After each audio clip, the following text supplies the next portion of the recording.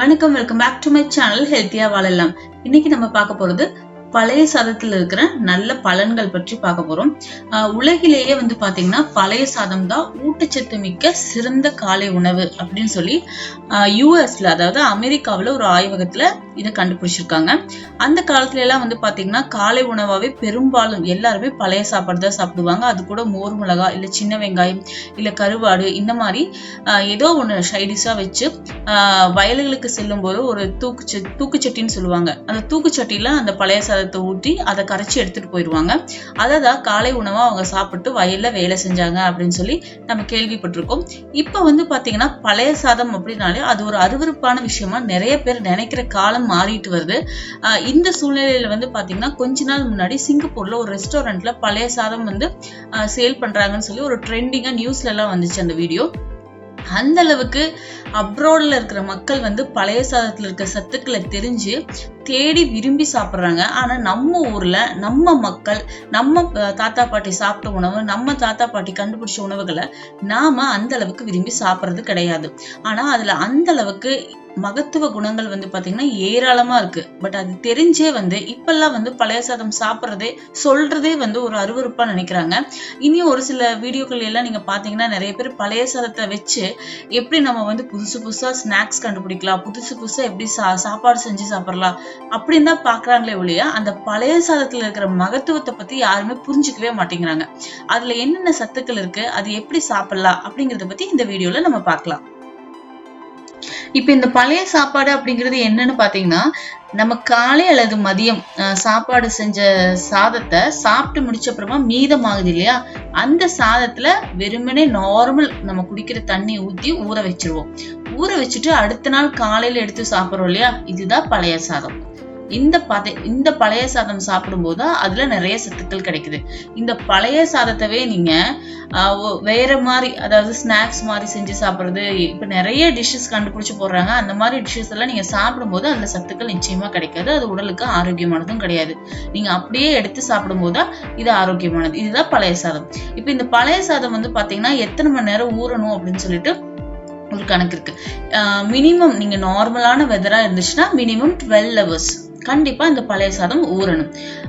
ஒருவேளை நீங்க ரொம்ப குளிர் பிரதேசத்துல இருக்கீங்க அப்படின்னா 15 மணி நேரம் வரைக்கும் நீங்க வைக்கலாம்.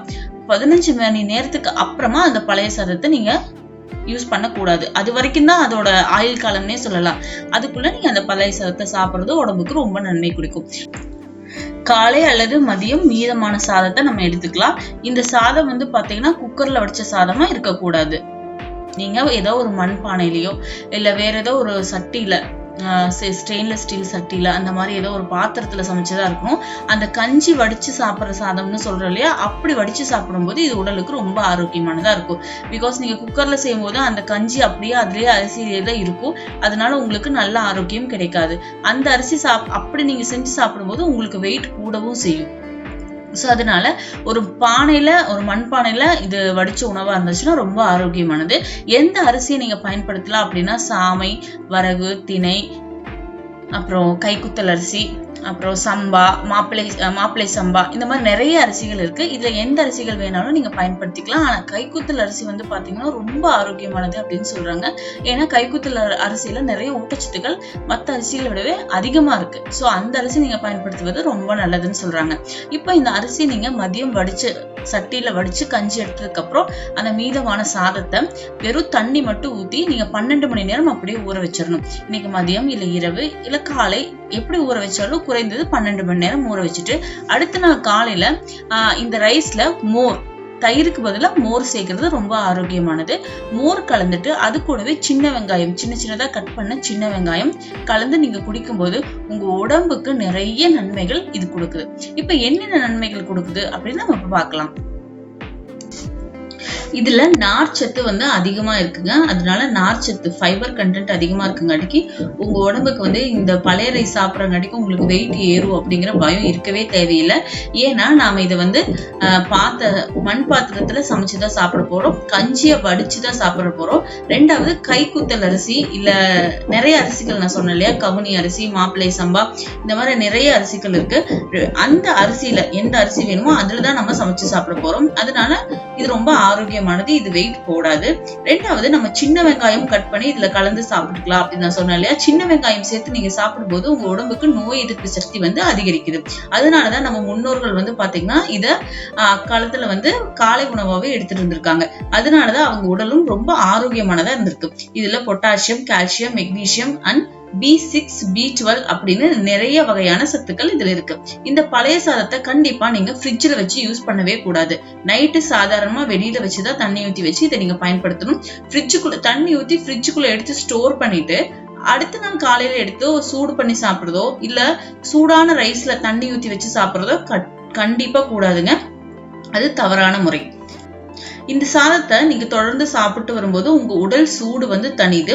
அதாவது மூளைக்கு வந்து பாத்தீங்கன்னா அதிக ஆற்றல் பெருகுது. பித்தம், கபம் இந்த மாதிரி எல்லாம் சொல்றாங்க இல்லையா, அதெல்லாம் முற்றிலும் அகலுது. எலும்புகள் வந்து ரொம்ப பலப்படுது. நம்மள கைகால் மூட்டு வலி இதெல்லாம் வராமல் தடுக்குது.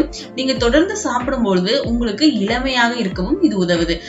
ஒரு 30+, 40+ ஆகும்போது நமக்கு அந்த கன்னத்துல எல்லாம் சுருக்கங்கள் வரும் இல்லையா, கருவளையங்கள், அதெல்லாம் வராம இருக்கிறதுக்கும் இது ரொம்ப பயனுள்ளதா இருக்கு இந்த பழைய சாதம். இந்த பழைய சாதத்தை நீங்க குக்கர்ல சமைக்காம சட்டியில சமைச்சு சாப்பிடுறது வந்து பாத்தீங்கன்னா ரொம்ப ஆரோக்கியமானதா இருக்கும். அப்புறம் நினைவாற்றல் பெருகுது. இதை நம்ம சாப்பிடும் போது ஞாபக மறதி வராமல் நினைவாற்றல் பெருக இது ரொம்ப நமக்கு உதவுது. நம் முன்னோர்கள் வந்து பாத்தீங்கன்னா வாழ்வோடு 2.5 கலந்து பழைய சோறு சாப்பிட்டு இருந்தாங்க. இன்றைய காலத்துல வந்து பாத்தீங்கன்னா காலையில பிரேக்ஃபாஸ்ட் தான் நம்ம அதிகமான வீடுகள்ல நம்ம செய்யறோம். அதனால சாதம் செய்யறது இல்ல.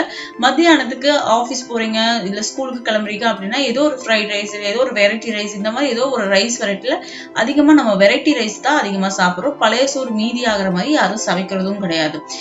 ரெண்டாவது, ஜாயிண்ட் ஃபேமிலி அதிகமா இல்லாத போது அளவா ஒருத்தர் 2 பேருங்கும் போது அதுக்கு தகுந்த மாதிரி ரொம்ப கம்மியா சாதங்கள் செய்யும் பொழுதும் சாதங்கள் மிச்சமாகறதும் கிடையாது. இரவு வேலைகள்லயும் வந்து பாத்தீங்கன்னா அதிகமான வீடுகள்ல டிஃபன் ஐட்டம் தான் நம்ம செய்யறோம். சோ அந்த நேரத்திலயும் பழைய சாதம் இப்ப சாப்பிடாதங்காட்டிக்கு தான் இந்த காலகட்டத்துல சாதம் அதிகமா மிச்சமாகாத மாதிரி நம்ம சமையல்கள் செய்ய ஆரம்பிச்சிட்டோம். அதனாலதான் இந்த பழைய சாதம் வந்து அப்படியே மறைஞ்சிட்டு வருது அப்படின்னு நான் நம்புறேன். நீங்க வந்து தினமும் பழைய சாதம் சாப்பிட முடியலனாலும் வாரத்துல 3 நாள் பழைய சாதம் சாப்பிடுறது உங்க உடலுக்கு ரொம்ப ஆரோக்கியமானதாகவே இருக்கும். இதுல வந்து அந்த பழைய சாதம் செய்யறதுக்காக நம்ம சாதம் வடிக்கிற கஞ்சியில கூட நீங்க உப்பு மட்டும் சேர்த்து சாப்பிடலாம். அதுவும் ரொம்ப ஆரோக்கியமானதா இருக்கும்.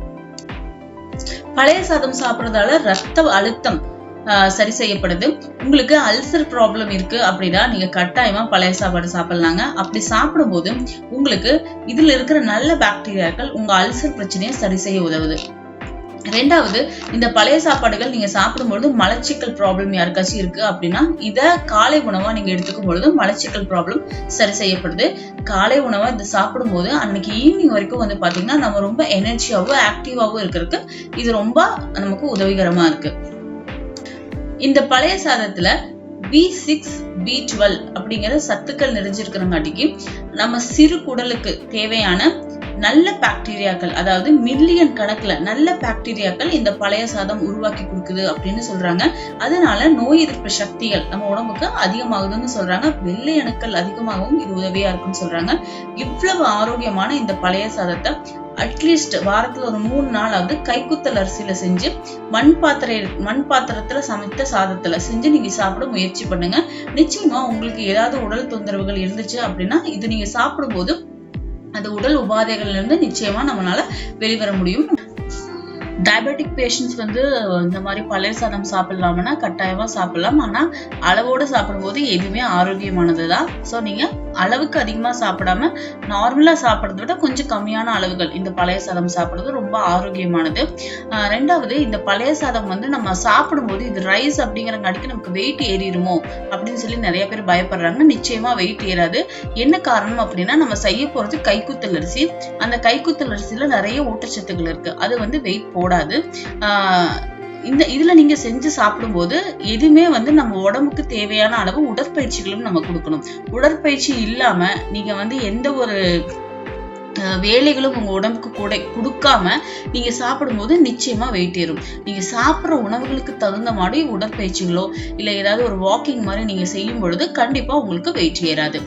இந்த பழைய சாதத்தை நம்ம தொடர்ந்து சாப்பிட்டு வந்தோம்னா இந்த காலகட்டத்துல வந்து பாத்தீங்கன்னா டெங்கு, பன்றி காய்ச்சல் இந்த மாதிரி நிறைய காய்ச்சல்கள் வந்து நம்மள எல்லாத்தையும் பயப்படுத்துது. இதை சாப்பிடும்போது நம்ம சின்ன வெங்காயம் கலந்து சாப்பிட்றதால நோய் எதிர்ப்பு சக்தி இருக்கங்காட்டிக்கு இந்த டெங்கு காய்ச்சல், மலேரியா, பன்றி காய்ச்சல் இந்த மாதிரி நிறைய காய்ச்சல்கள் இருந்தும் நம்ம குழந்தைகளையும் நம்மளையும் கட்டாயமா பாதுகாத்துக்க முடியும் அப்படின்னு சொல்றாங்க. ஓகே ஃப்ரெண்ட்ஸ், பழைய சாதம் அப்படிங்கிற அமிர்தத்தை பத்தி இந்த வீடியோல நிச்சயமா உங்களுக்கு புரிஞ்சிருக்கும்னு நினைக்கிறேன். நீங்க பழைய சாதத்தை ஒதுக்குபவரா இருந்துச்சுன்னா அட்லீஸ்ட் வாரத்துல ஒரு 3 நாளாவது ஒரு கிளாஸ் அளவாவது இது உட்கொள்ள முயற்சி பண்ணுங்க. காலை உணவா உட்கொள்ள முயற்சி பண்ணுங்க. ஏன்னா அந்த அளவுக்கு சத்துக்கள் இந்த பழைய சாதத்துல இருக்கு. மேலும் உடல் ஆரோக்கியத்தை பத்தின நல்ல தகவல் தெரிஞ்சுக்க நீங்க ஹெல்த்தியா வாழலாம் யூடியூப் சேனலை சப்ஸ்கிரைப் பண்ணுங்க. உங்களோட தோழிகள் யாராவது இல்ல உங்க நண்பர்கள் யாராவது வெயிட் லாஸ்ல இருக்கிறாங்க அப்படின்னா அவங்களுக்கு இந்த வீடியோவை ஷேர் பண்ணுங்க. இன்னும் பல நல்ல வீடியோக்களோட உங்களை நான் சந்திக்கிறேன். அது வரைக்கும் நன்றி, வணக்கம். வீடியோ பார்த்ததுக்கு நன்றி. தேங்க்யூ.